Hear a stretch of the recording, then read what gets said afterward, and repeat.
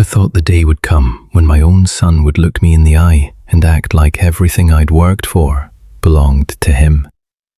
One morning, the money I'd saved over a lifetime was gone, and Derek was posting pictures from Rome like he'd earned that view. I didn't shout. I didn't beg. I just felt something inside me shift, quiet and heavy.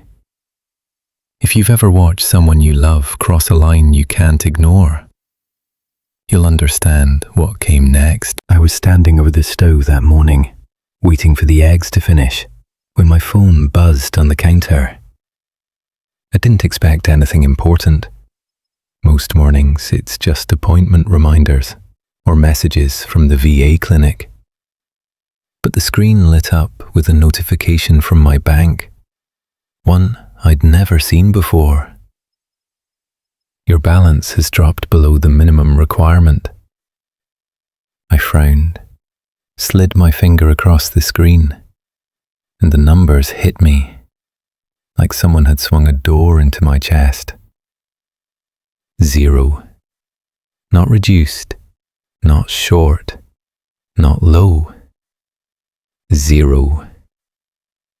I capped it again, thinking maybe my glasses needed cleaning. Same result. Every cent from my retirement savings account had been withdrawn overnight. Funds I'd built from double shifts, overtime weekends, and the small military checks that came in after deployments. I stood there, spatula hanging from my hand, staring until the eggs burned a little around the edges. Before I could make sense of it, my phone chimed again. This time, it wasn't from the bank. Derek had just posted new photos. Rome. He and Sienna were dressed like they were shooting an ad, laughing over glasses of wine, posing near the Spanish Steps, her mother sliding into the frame like she'd always belonged there. I kept scrolling until I hit a caption that made my hand tighten so hard the phone nearly slipped. New horizons, nothing but blessings. Blessings. My savings were blessings now. I dialed him because there was no other way my mind would settle.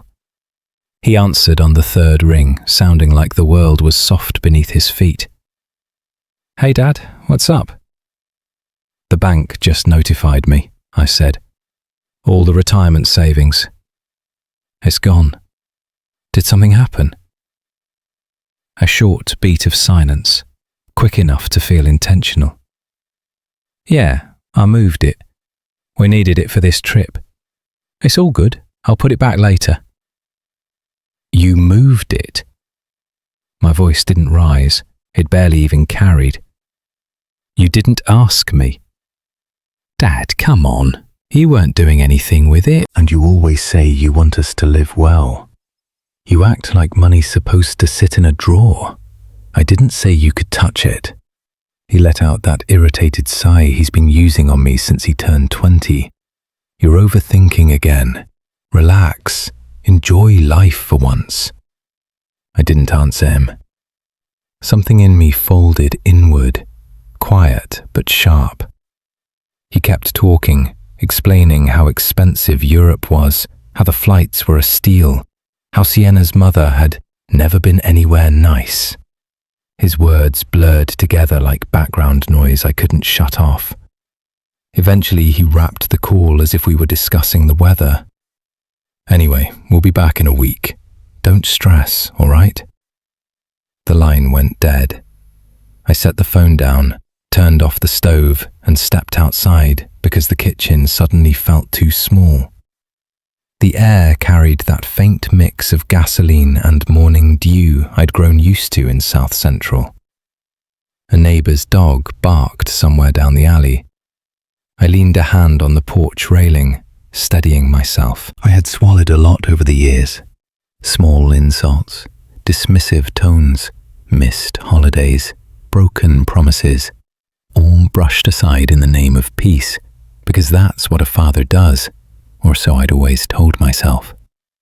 But standing there, the wood rough under my palm, I realized the peace I'd been preserving wasn't mine. It belonged to everyone else.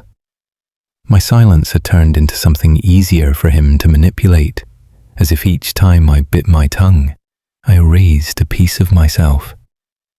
A siren wailed in the distance and faded. The sun crept higher, warming the paint that peeled along the steps. I stayed on that porch longer than I meant to, trying to steady my breathing, trying to decide whether what I felt was anger or something deeper. The truth was simpler than both. I felt removed, like someone had reached inside and taken a part of me I didn't know I still needed. The pan of eggs sat untouched in the kitchen. My coffee went cold on the counter. I kept thinking about Derek's voice, so casual, like moving my money was nothing more than picking up milk on the way home. And those pictures, his smile wide, shoulders loose, a world away from the man who used to cry into my shirt after bad dreams.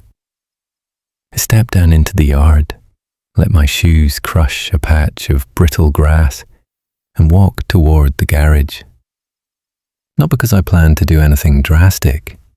I just needed distance from my own living room, as if the walls were echoing every mistake I'd made raising him. The old truck sat there under layers of dust, exactly where I'd left it after retiring from the bus yard. I laid my hand on the hood without really thinking, letting the metal ground me. For years, this home had felt like proof that I had done my best. Now it felt like the last place where the version of me he still respected had ever existed. That thought sat heavy on my shoulders as I leaned back, breathing slow, trying to understand the new shape of things. Nothing moved around me. Not the wind, not the street, not the hours I'd spent pretending everything was fine. I stood there, listening to the faint hum of the neighborhood coming alive for the day, and for the first time, the quiet didn't soothe me. It pressed in, asking questions I wasn't ready to face. I stayed there a while longer, unsure of what the next hour would bring, only knowing that something in me had shifted, and the morning was no longer the same as the one I'd started. The phone didn't stop ringing the next day. Not from Derek, he'd gone quiet, but from cousins I hadn't heard from in months. Each call carried the same tone, that careful mix of concern and accusation people use when they think they're being gentle. Uncle Morris, you okay? We heard you've been overwhelmed lately. Derek said you've been stressed about little things, maybe taking things the wrong way. No one asked what actually happened. They only repeated whatever he'd fed them. By noon, the whole story had twisted into something unrecognizable. Apparently, I'd misread a routine transfer, lashed out on the phone, and panicked because retirement was making me lonely.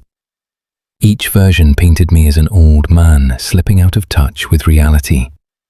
I listened without arguing. Correcting them would have meant explaining everything, and I didn't have the energy to repeat the same shock over and over. Letting them talk felt easier, though every word left a mark. By the third call, I set the phone down and let it buzz until the battery dipped. I stepped outside for a breath of steadier air, pacing along the walkway like the motion might settle me. A few neighbors waved from their porches, unaware anything was wrong.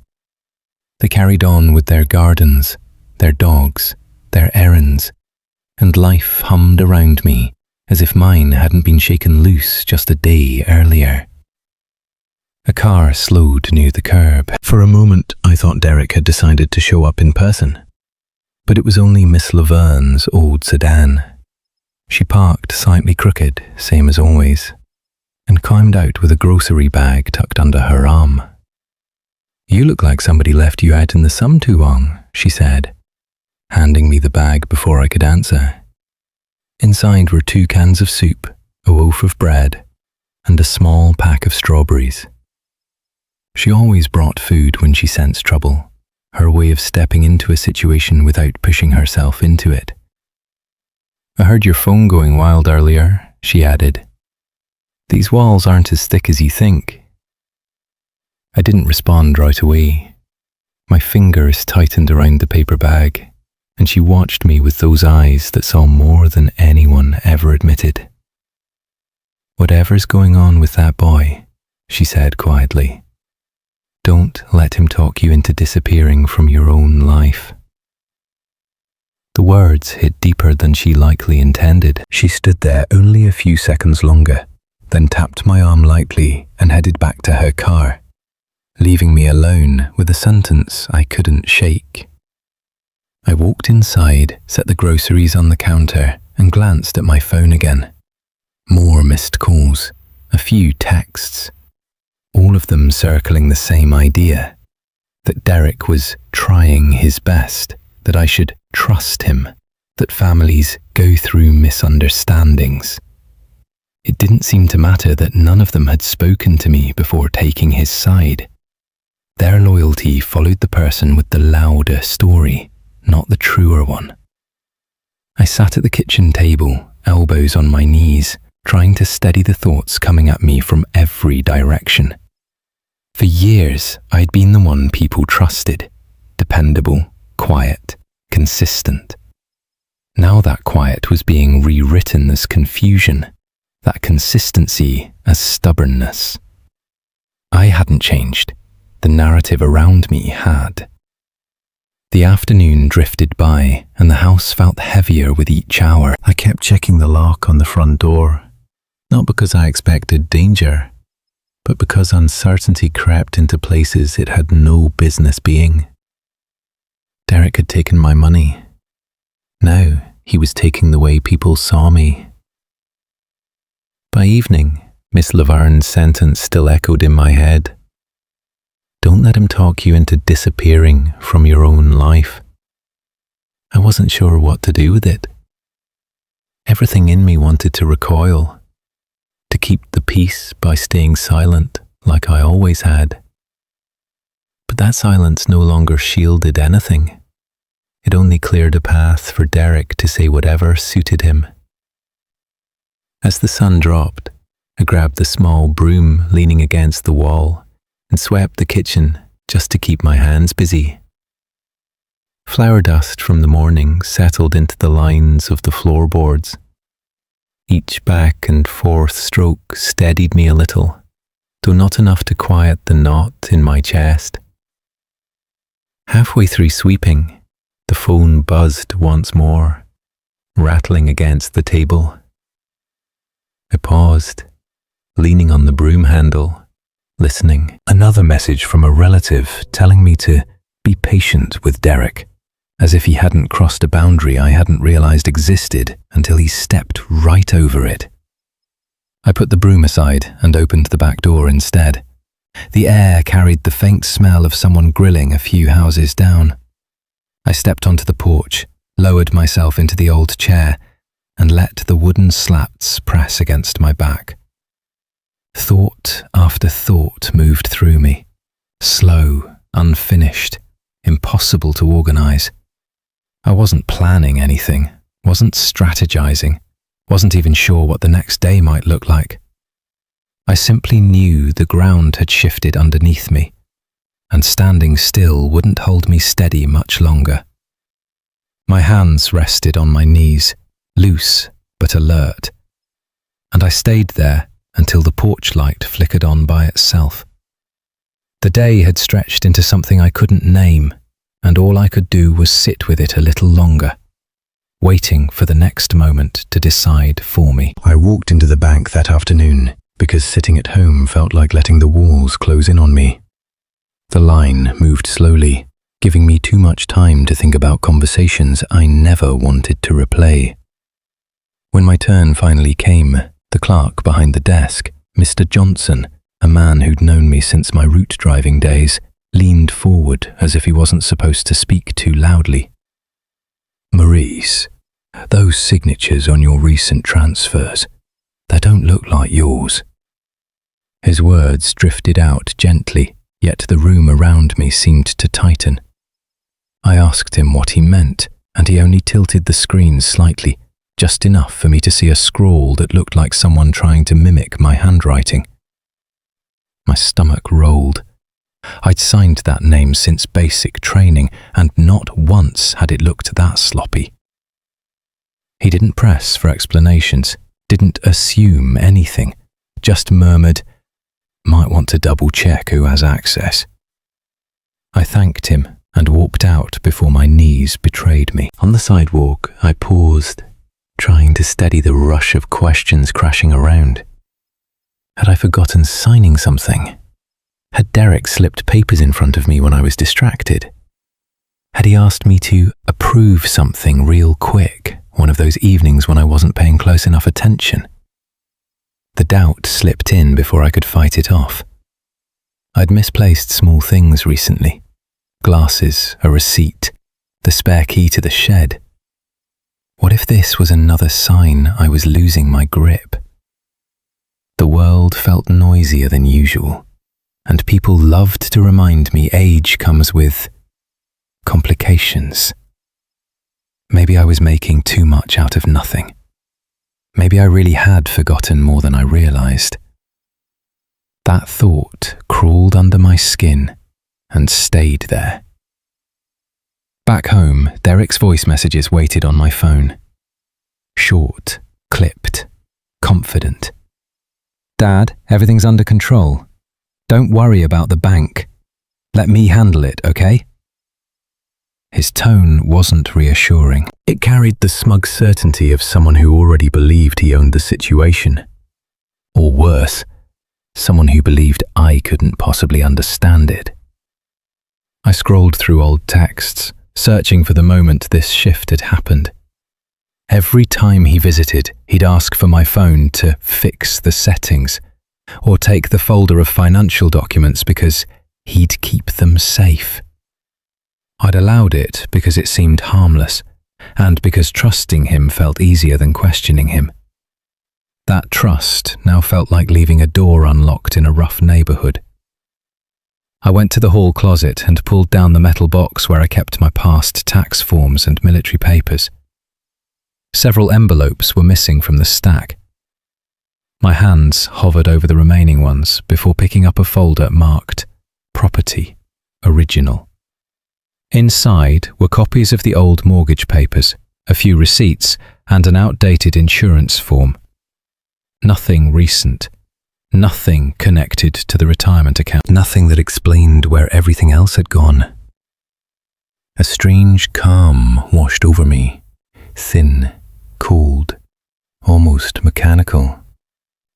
Instead of panicking, I reached for my phone, opened the camera, and began taking photos one by one. Every document left in that box, every faded receipt, each signature that was still unquestionably mine. The soft click of the shutter became a quiet metronome, steadying me as I worked through the stack.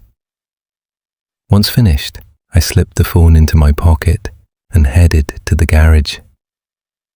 The smell of old motor oil and the clutter of tools waiting to be sorted greeted me like an old co-worker.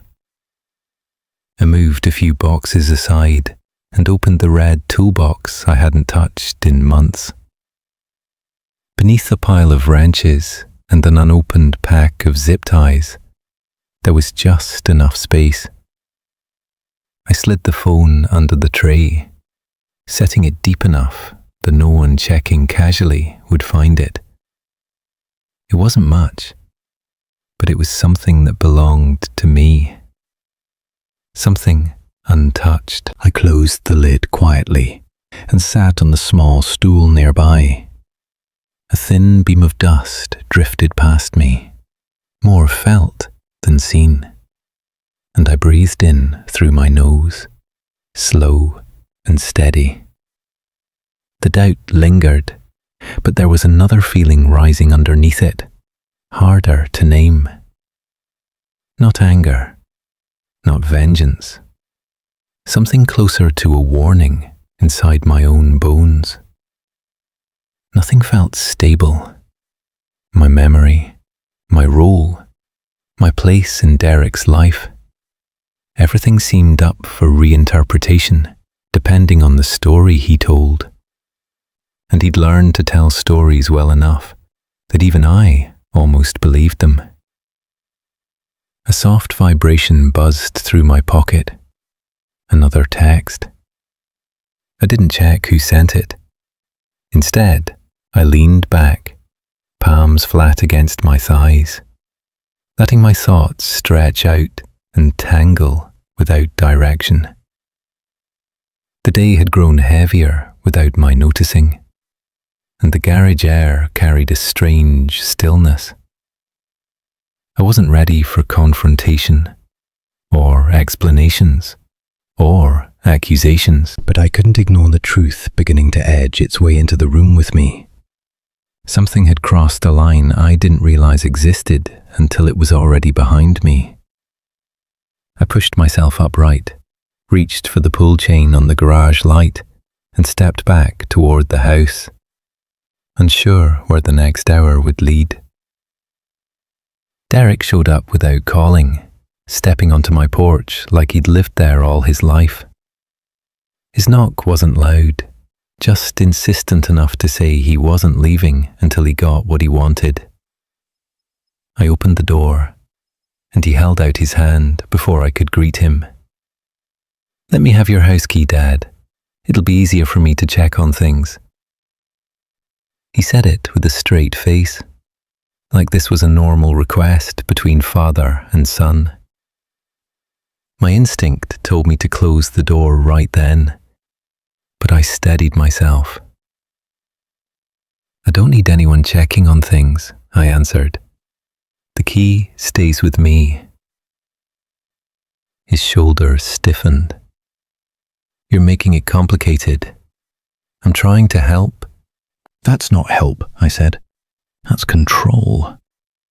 He laughed under his breath, the kind of laugh people use when they think they're dealing with someone who doesn't understand much anymore. "You've been acting confused lately, losing track of what's going on. I'm just stepping in before things get worse.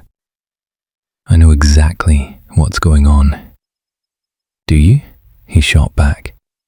"Because the bank said you didn't recognize the transfers. You sounded out of it on the phone.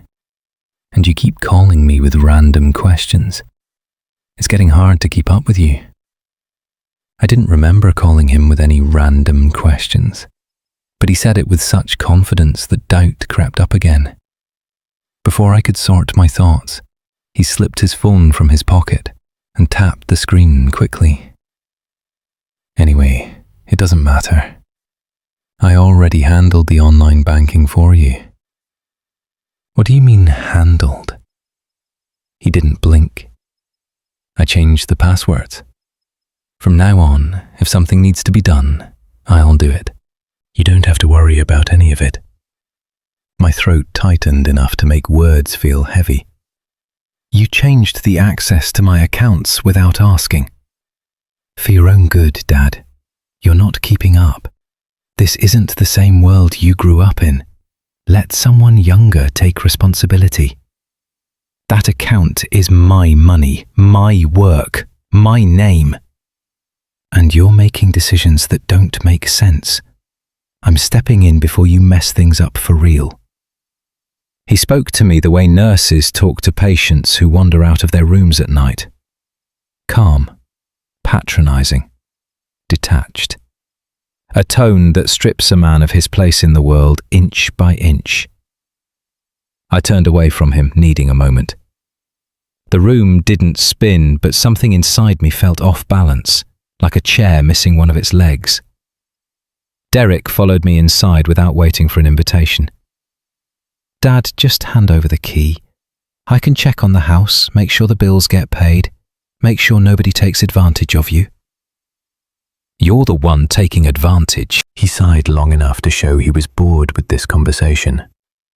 If you keep fighting me on this, I might have to talk to someone about getting you evaluated. You're slipping. Everybody sees it. Everybody.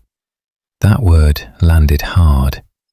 I'd heard it before in the calls from relatives, heard the same tone in their voices, heard Derek guiding the story until he wasn't just my son, he was the narrator of my life. He reached toward the small bowl by the door where I kept the spare keys. Instinct moved my hand faster than thought, covering the bowl before he touched it. Leave my keys alone. The moment stretched between us, thin and brittle. He finally stepped back, raising both hands like he wanted to appear reasonable. Fine. If you won't give it to me now, you'll come around later. You always do. He brushed past me, letting out a breath that sounded more annoyed than disappointed. On his way out, he paused at the porch. And don't bother trying to log into your accounts. Everything's under my control now. It's for the best. He didn't wait for a reply. His car door slammed, tires scraped lightly against the curb, and the engine carried him away. I stayed at the doorway, hand still resting on the bowl of keys, but my fingers felt numb. Something had been cut from me. Not loudly, not violently, but with a quiet precision that left the wound open. The house felt different once he left. Not emptier, but intruded upon. I walked into the living room, sat on the edge of the couch, and tried to catch a steady breath. The truth settled in slowly, spreading through my chest like cold water. Pieces of my life were no longer mine. Access, money, reputation, even the story of who I was. My phone buzzed on the table, a notification I didn't check. I reached for it out of habit, then let my hand fall back, not ready to see what else had slipped out of my control. Calvin showed up just after noon, knocking in that half-tap he'd used since the service. The one that let me know it was him long before I opened the door. He didn't wait for an invitation. He stepped inside, took one look at me, and set his cap on the arm of the couch. You look worn down, Maurice. What's going on? I didn't plan to tell anyone. Words felt heavy, and the whole mess seemed too tangled to explain. But Calvin had a way of sitting still that made a person talk without realizing it. I told him pieces, nothing detailed, just enough for his eyes to sharpen with concern. You still got your VA paperwork? He asked. I should, I said. Somewhere. He motioned toward the hall closet. Let's take a look. Sometimes the truth hides in places we forget to check. We dug through boxes and folders I hadn't touched in years. Paper dust drifted each time one of us opened a manila envelope. He flipped through forms with a habit born from old field routines. Quick, efficient, knowing what to look for before he looked. When he found the retirement account documents, he stopped flipping. Maurice, this signature here, it's not yours. He held the page close enough for me to see the clumsy loops pretending to be the way I sign my name. My chest tightened. The strokes weren't even close. Before I could speak, he pulled out another sheet. And this one, same problem. I don't understand, I murmured. I didn't sign those. Calvin didn't soften his tone. He never had. Somebody did, and they wanted it to look like you. His words didn't shock me as much as they should have. Something in me had already suspected it, but seeing it confirmed on paper felt like stepping off a ledge. He stacked the forms carefully, then pointed to a set of digital printouts I'd forgotten I'd requested from the bank a long time ago. Look here, transfers happening on the same day you told me Derek borrowed your phone to make a quick call. Remember that weekend? You were changing the oil on your truck. I remembered. He'd leaned against the hood, scrolling, laughing at some notification. Said he needed to check on something for work. Then he handed it back like nothing had happened. Calvin leaned back in the chair, rubbing his jaw. This wasn't an accident. He's been moving pieces around behind you. Quiet moves. That's how people take power. Slow, small steps until they own the whole room. The truth sat between us, neither of us willing to say it outright. I studied the stack of papers, each page another reminder that parts of my life had been lifted from me while I'd been busy trusting someone who didn't deserve it. You need to take control back, Morris, he said. You hear me? I didn't answer. Control wasn't something I felt capable of holding in that moment. Doubt circled me like a stubborn shadow. Derek's voice echoed in the back of my mind, the tone he used when telling others I'd been forgetful, scattered, confused. A cousin had left a voicemail that morning saying he was worried about my mental health, offering to support Derek however he needed. A support team for my decline. Calvin watched the change in my expression, his voice dropping. He's making you the unreliable one, and people will believe him because it's easier than questioning his motives. I don't know how it got this far, I said. He shook his head. It got this far because you trusted him. That's not a crime. But ignoring what's happening now? That would be. My gaze fell back to the signatures. They blurred for a second before sharpening again. Working years had shaped those lines, signing paperwork at the depot, scribbling on delivery logs, filling out medical forms. They were mine, solid and consistent, not the shaky imitation on those transfers. A soft buzz came from the coffee table. My phone lit up with another message. I didn't open it, but the preview flashed enough to catch a few words. Derek. Dad's slipping. Might need to step in. Dangerous for him to manage things alone. Calvin glanced at the screen, then met my eyes. He's building a case against you. The weight of that sentence settled over me. Not just financial control. He was reshaping my reputation, my competence, my voice, claiming the role of caretaker while painting me as a man losing himself. I closed the folder, tapping it once with my fingers to steady the tremor I didn't want Calvin to notice. The room felt tight, not because of the space, but because of the shift inside me. Something had snapped into focus. Not anger, not resolve, just understanding. Calvin stood and gathered the papers into a tidy stack. These need to be copied, and you need a plan. I can help you start one. I'm not ready, I said quietly.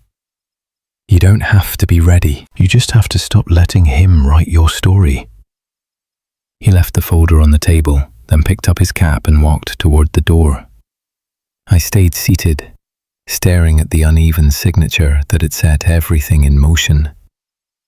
The phone buzzed again. Another message. I didn't reach for it. Calvin's visit stayed with me longer than I expected.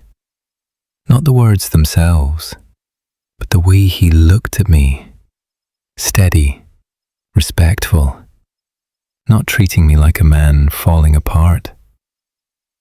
That evening, I found myself moving through the house with a kind of quiet intention I hadn't felt in weeks. No rushing, no trembling, just a slow, deliberate gathering of whatever pieces of my life Derek hadn't gotten his hands on yet. I pulled out the folders from the hall closet again, this time sorting them into piles. Every form with my signature went into one stack. Anything with unusual dates or strange printouts went into another. I didn't say a word aloud, not even to myself. The silence helped me think clearer than talking ever could. A few documents had creases I didn't recognize, corners bent as if someone else had handled them. I avoided assuming things too quickly, but the pattern was there. Transfers made at odd hours, notes scribbled in handwriting that didn't match mine. I slipped on my reading glasses and kept scanning line by line until my eyes burned. Once I had enough pages to make sense of the timeline, I grabbed the old printer in the spare room. It took forever to warm up, long enough that I considered giving up on it, but eventually it groaned to life. I made copies of everything, not just duplicates, triplicates. One set for the toolbox in the garage, one for the red envelope I planned to keep on me, one for the hiding place I'd yet to pick. When the stack grew too tall, I paused, stretching my hands. It surprised me how steady they were. Not a tremor, not a shake. The panic from the first days had faded into something calmer, sharper, a narrow lane of thought I could follow without stumbling. At some point, I reached for my phone and opened the recording app. A simple tap on the red circle. Then I held the phone near my ear and played back the messages Derek had left earlier in the week. That tone of forced patience, the rehearsed concern, it struck me differently now. I replayed each one, letting them run long enough for the timestamps to show. Something told me those recordings might matter. I saved every message, labeled them with dates, and transferred them into a secure folder. Then I opened a blank note and typed out time logs. What Derek said, when he said it, how each comment lined up with a withdrawal or a transfer. The more I wrote, the clearer the picture became. By the time the clock reached nearly midnight, the table was covered with papers, forming a quiet argument that didn't need my voice to explain it. I sifted through them once more, then lifted the manila envelope I'd placed beside the lamp. Inside it went everything I'd gathered. I sealed the flap with a strip of masking tape, pressed it flat, and walked out to the driveway. The night air settled around me, cool enough to clear my mind, but not cold enough to rush me. I crouched beside my old truck, its paint dull, its tires tired, and slid the envelope under the driver's seat. Not in plain sight, but tucked deep behind a loose piece of carpet so it wouldn't shift. That truck had carried me through storms tougher than this. It could hold a few sheets of truth without breaking. When I straightened up, my phone buzzed again. Unknown number. I let it ring, thinking it would stop. It didn't. It rang until voicemail picked it up, then buzzed again almost immediately. Another unknown number. I stepped back toward the porch, watching the street out of habit. A dark sedan sat parked across from my driveway, its engine off.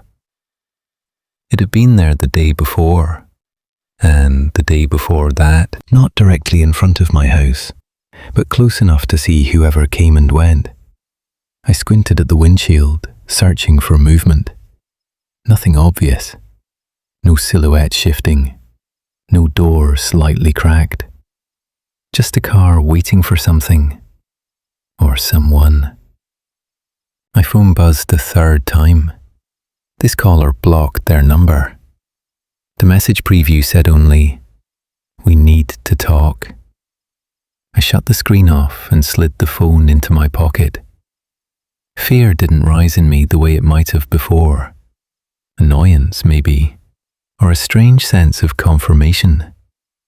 Derek had grown up watching me solve problems by quietly fixing what was broken. Maybe he believed he was the only one allowed to do the fixing now. Or maybe he realized too late that I was no longer letting him rearrange my life without consequence. A neighborhood dog barked somewhere down the block. I went inside, locked the front door, and checked the windows without making it look like checking. My movements felt measured, almost practiced, like my body understood the stakes before my mind finished processing them. I sat at the kitchen table again, pulling the last of the documents closer. A few still needed copying. A few still needed sorting. My pen rolled toward the edge, and I caught it before it fell. For a moment, I studied the smooth barrel between my fingers, steady and warm. Another buzz from the phone. I didn't reach for it this time either. The kitchen light hummed softly overhead while I sorted the remaining papers into a new stack.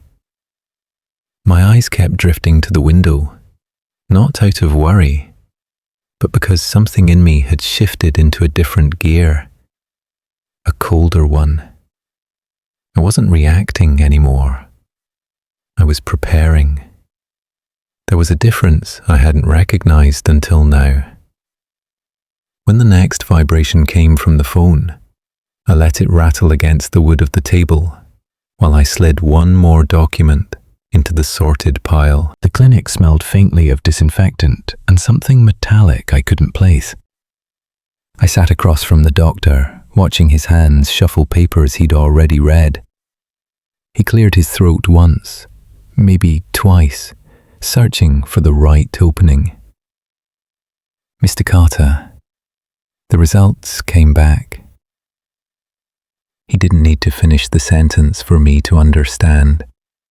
A heaviness moved through my body, slow and deliberate, settling in my bones. He explained the diagnosis, something about blood counts, aggressive treatment, immediate plans, and I nodded as if we were discussing weather patterns, not my own body turning against itself. "We'll talk options next week," he said gently. "Bring someone with you if you can." I didn't answer. I thanked him for his time, shook his hand out of habit, and walked out before the room swallowed me whole. The hallway felt longer than usual. Every step seemed to echo, though no one turned their head. Outside, the sky didn't match what I felt. Too bright, too open. I stood still until the breeze cooled the back of my neck, then made my way to the parking lot. My phone buzzed before I reached the truck. A bank notification. I opened it without thinking, expecting the usual reminder about statements. Instead, the words hit with the precision of a blade. Emergency fund account temporarily frozen due to authorized heir request. My thumb hovered over the screen, numb and unsteady.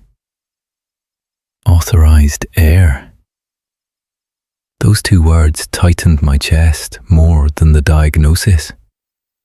They meant someone had moved against me again, quicker than I could rebuild. Another vibration followed. A text from Derek. "Dad, you're causing unnecessary trouble. We had to freeze that account before you did something irresponsible." The message kept going. "You've been confusing people, acting strange, stressing the family, and trying to keep things under control. Stop making this harder." I stood between parked cars, phone in hand, feeling the noise of the world fade until only his words remained. Stressing the family, acting strange, harder. It was the same script he'd been rehearsing for weeks, just sharper now, wearing the confidence of someone certain no one would challenge him. My legs didn't want to move at first. They held me in place like the asphalt had turned to wet cement. I gripped the truck's door handle, steadied myself, and swallowed the tightness in my throat. 2 blows in a single hour, my body failing me, and my last bit of financial ground pulled from under my feet. One came from nature, the other from my own child. A nurse walked past, pushing a wheelchair. A couple argued quietly near their car. Life moved on around me, unaware that mine had dropped into some space I didn't recognize. I leaned against the truck, palms flat on the metal. The warmth of it pressed into my skin, grinding me enough to breathe again. A long exhale left my mouth, shaky but controlled. Another text appeared. Don't show up unannounced anymore. Sienna doesn't want chaos around the baby. You need to let us manage things now. Chaos. I'd spent my entire life being the opposite of chaos. Reliable, predictable, solid enough to lean on. Now the narrative had turned me into a problem he needed to solve. My chest tightened again. Not fear, not even anger. Just the quiet realization that Derek had rewritten me in his mind, and he expected the world to believe his version. A car door slammed somewhere behind me. The noise snapped me out of the daze just enough to make me straighten up. The diagnosis could wait a moment. The frozen account couldn't. My son's lies couldn't. My silence definitely couldn't. I unlocked the truck, slid into the seat, and closed the door with more force than I intended. The envelope I'd hidden earlier nudged my foot. I reached down, touched it lightly, and felt something steady inside me click into place. Not resolve, exactly. Not clarity. Just a sense that whatever I'd been avoiding could no longer be postponed. The phone buzzed again. I didn't lift it. I rested my hand on my knee, breathing slowly, while the notifications stacked one after another. The air inside the truck felt still, not suffocating, just expectant. I stayed there until the engine of a nearby car rumbled to life, pulling me back into motion. My fingers brushed the steering wheel, and I let them rest there, considering how quickly everything had shifted. All at once, the cost of staying silent no longer felt hypothetical. It stood in front of me, real and unavoidable. My health, my money, my name, all slipping if I didn't act. I exhaled again, steadier this time, and started the truck, without looking at the phone still lighting up beside me. Calvin showed up again 2 days later, early enough that the morning hadn't settled yet. He didn't bother knocking this time, just tapped twice with his knuckles and pushed the door open like we were back on base. "I've got something," he said, holding a folded sheet of paper like it was evidence from a crime scene. I motioned for him to come in, and he set the page on the table with a kind of caution that made my stomach tighten before I even looked at it. The document wasn't thick, just a single scanned form, but the heading alone made my pulse quicken. Request to transfer property ownership. My name sat at the top, neat and familiar. Right under it, in the signature box, was a version of my handwriting that looked like someone tracing letters from a blurry memory. "Where'd you get this?" I asked. Calvin tapped the corner of the page. "Friend of mine works admin at the county office. Said this looked off and thought you'd want to look. The signature, it wasn't even close." Not to the way I sign my name on VA documents, or even the way I scroll it when picking up prescriptions. The strokes were stiff, uneven, almost hesitant. Whoever forged it didn't know how my hand moves when I write.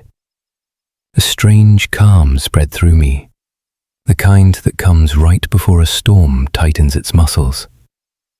I slid into the chair and studied every line of the form. Derek had filled in the reason for transfer section with a neat little lie. To ensure proper care as owner ages. Calvin watched my face, waiting for something, shock, anger, anything explosive. None came. "There's more," he added. "Turn it over." I flipped the page. A faint imprint sat on the back, something the scanner accidentally picked up. A fingerprint smudge on the lower corner, barely visible unless you tilted the paper. "What am I looking at?" I murmured. "Digital fingerprint ID tag," he said. "County's been using automated verification." "That smudge right there. Your son left his own thumbprint on the scan when he uploaded it." I leaned closer. Under the smudge, a small string of numbers confirmed exactly what Calvin said. Derek had uploaded the forged document using his own account. Not an assistant. Not his wife. Him. Pieces clicked together. Each transaction he made, each password he changed, each time he told people I was losing my grip. They didn't float separately anymore. They aligned. Calvin rested his hands on the back of the chair. "You tried to take the house, Morris, not just the money." "He's not going to stop," I said softly. "No, but he made a mistake. That fingerprint ties the whole thing back to him." I didn't answer. My eyes stayed on the page, tracing the numbers beneath the smudge. That was the part Derek hadn't planned for. The arrogance that made him think he could orchestrate everything without leaving a trail. He'd covered his tracks everywhere else. Messages, passwords, family narratives. But he couldn't hide the one thing he didn't realize the system was recording. Calvin sat across from me. "You need to act on this. This is your leverage. This is your turning point." I nodded once, more to myself than to him. The noise in my mind quieted enough for me to hear a new kind of clarity. It wasn't loud or triumphant. It felt like someone slowly turning a dial until the picture sharpened. Calvin slid the copy toward me. "Keep it close. Don't leave it in the house." I reached for the envelope in the drawer, the same color and weight as the one hidden in my truck, and tucked the document inside. The flap sealed with a soft press of my fingers. Before Calvin left, he looked at me long enough for worry to cross his face. "You good?" "I'm steady," I said. "For now." He nodded and left, pulling the screen door shut behind him. The house settled back into its usual hush, and I stayed at the table, letting the moment stretch. Derek's posts kept buzzing through notifications, pictures of his dinner, comments about protecting family from unnecessary drama, hints that I was going through a tough mental phase and he was doing what he could. I set the phone face down. Across the table lay another pile of documents, old statements, signature comparisons, recordings, time logs. I pulled them closer and began fitting the newest evidence into the timeline. shifting things around until the entire pattern made sense from beginning to end. Every false narrative he'd spread, every withdrawal he'd made, every accusation he'd thrown, every attempt to erase my competence. They formed a chain now, not random links. My fingertip rested on the smudged imprint again. One flaw in his plan. One oversight born of confidence he shouldn't have had. A car passed outside. The vibration gently rattled the window. I closed the envelope and slid it next to my wallet. The next step didn't need to be said out loud. The direction was already unfolding on its own. I stood, reached for my jacket, and checked for the keys in the pocket, not moving quickly, just enough to break the stillness of the room. The conference room felt smaller once everyone settled in. A representative from the Veterans Legal Office sat at the end of the table, sorting through forms. A probate attorney waited beside him, tapping a pen against a yellow pad. Derek slid into a chair across from me, his expression smooth and practiced, the kind he used when he wanted to look like the reasonable adult in the room. "Thanks for meeting, Dad," he said, pretending we were a team. "We just want what's best for you." The attorney cleared his throat. "Mr. Carter, your son has filed a petition requesting temporary control of your assets. It's based on concerns regarding your mental capacity." I didn't answer right away. Derek jumped in before I could. "He's been forgetting things, acting confused, putting himself at risk. We need to make sure he's cared for." His voice carried a forced sadness, like he'd rehearsed every syllable. The attorney nodded sympathetically, glancing in my direction with a look he probably saved for elderly clients who wandered off from appointments. "Do you feel you're able to manage your own affairs?" he asked me. I reached for the folder I'd brought, placed it on the table, and opened it slowly. The papers inside lay in a neat stack, copies preserved over the past few weeks, each one a piece of a story Derek hadn't expected me to tell. "I do," I said, "and I have proof." Derek shifted in his seat. I pulled out the first set, printouts of the forged transfers. "These are the signatures used to pull money from my retirement account. They're not mine." The attorney leaned closer. "And you're certain?" I slid forward a page with 3 examples of my real signature. "That's what mine looks like." The difference was undeniable. Even the representative from the Veterans Office frowned. Before Derek could speak, I set the next page down. "These are the dates of the transfers. They match the days my phone was borrowed by my son." The Veterans representative adjusted his glasses. "We can verify the timestamps. They match the login from your son's device." Derek's mouth opened, but nothing came out. I placed the property transfer form next. "This," I said, "is a document requesting to move the house into his name. I didn't sign it." The attorney examined the page, eyes narrowing. "This signature doesn't match the others. And this digital ID, whose is this?" The fingerprint tag glimmered faintly under the light. "It's his," I said. The Veterans representative turned to Derek. "Your thumbprint is attached to this file, uploaded from your account." Derek's voice cracked on the first defense he attempted. That's a mistake. The system mixes things up. You know how the county is." "It doesn't mix up biometric IDs," the attorney cut in. "This is a serious issue, Mr. Carter. Forgery, misrepresentation, fraudulent transfer attempts. These are potential criminal matters." My son's face drained colour. His confidence vanished so quickly it felt like watching a mask fall from someone I'd never really known. I was trying to protect him, he insisted. He's sick. He's unstable. I reached into the folder one last time and handed over the medical form from the clinic. This was signed 3 days ago. It confirms I'm fully competent, healthy enough to make my own decisions, and aware of everything happening to me. Silence circled the room. No one moved. Derek stared at the paper as if it were written in a language he'd never seen. The attorney gathered the documents into a neat stack.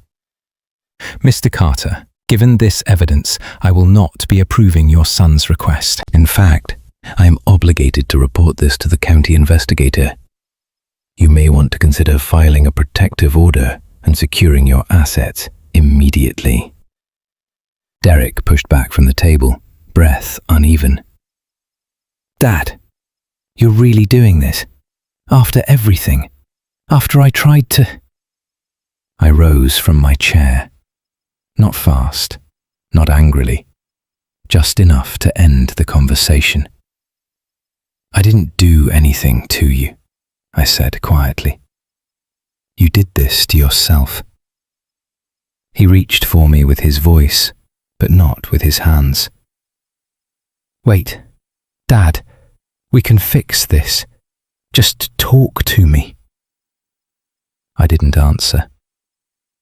The veteran's representative nodded respectfully as I stepped away from the table. The attorney gathered his papers. Derek's words kept spilling in the background, losing strength with each attempt to regain control.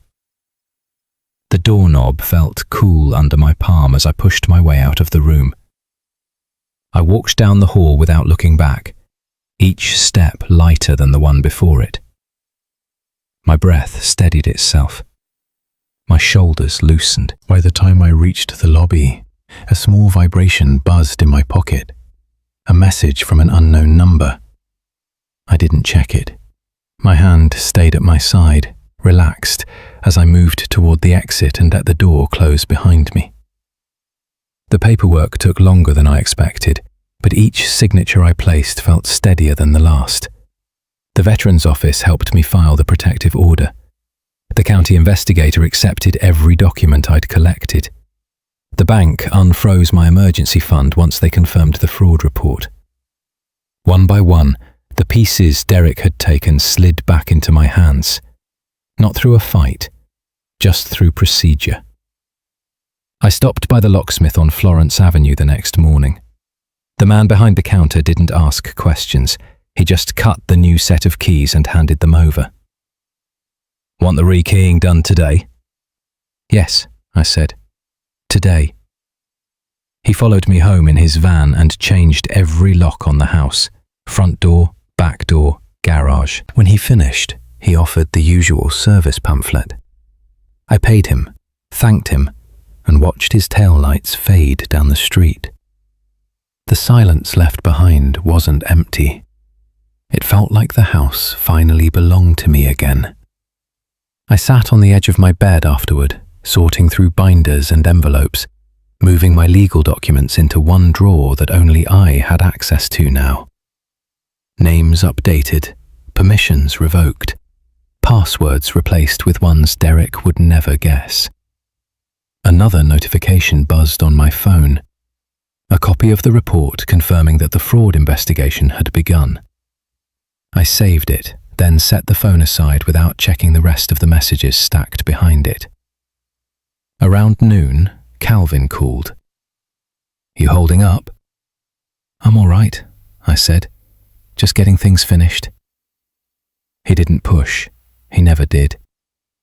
Word's spreading that the company let Derek go. They don't play around with financial misconduct. I didn't reply, and he didn't wait for one. "Take care of yourself, brother." I hung up and went to the kitchen, brewing a pot of coffee more out of habit than need. When it dripped, I glanced through the window. Across the street, the dark sedan that had been parked for days was gone. Maybe investigators had stopped by. Maybe they'd spoken to Derek already. Or maybe he'd finally realized the story wasn't his to rewrite anymore. Later that week, I stopped by the courthouse to finalize the no-contact order regarding my finances. The clerk stamped the papers and slid them back without looking up. Routine to her, transformational to me. When I stepped outside, sunlight stretched across the steps. I didn't rush. My lungs expanded easily without the tight coil of worry I'd carried for months. By the time I got home, another envelope sat in my mailbox. This one from the rental office Derek lived in. An official notice addressed to him, delivered to my address by mistake. I didn't open it, just noted the bold red letters printed across the top. Final eviction warning. I set it aside on the table, not out of curiosity, just acknowledgement. The next day, a mutual acquaintance sent a short voicemail. Heard Sienna moved out, took the baby, said you won't stick around for the fallout. I deleted it after listening.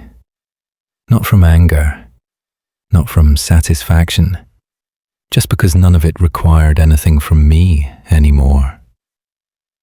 A few times over the next week, my phone buzzed with Derek's number. I let it ring. The messages that followed grew shorter each day. Apologies edged with panic, then confusion, then silence. One evening, just before sunset, I stepped out onto the porch with a chair and let myself rest there. The air carried the scent of someone grilling down the block. A family laughed in the yard nearby. A bus rattled past, humming its way toward downtown. For the first time in a long while, my breathing didn't feel rushed. I glanced at the front door, the new lock shining faintly, and felt something uncoil inside me. Not triumph. Something quieter, something earned. The house no longer held the echo of someone else's decisions. It no longer felt like a place being taken from me, piece by piece. It felt like a home again, one I didn't have to justify, defend, or explain. I didn't wait for more messages from Derek. I didn't rehearse what I'd say if he showed up. I didn't imagine an apology or a reconciliation. I stood, walked back inside, and turned off the porch light as naturally as breathing.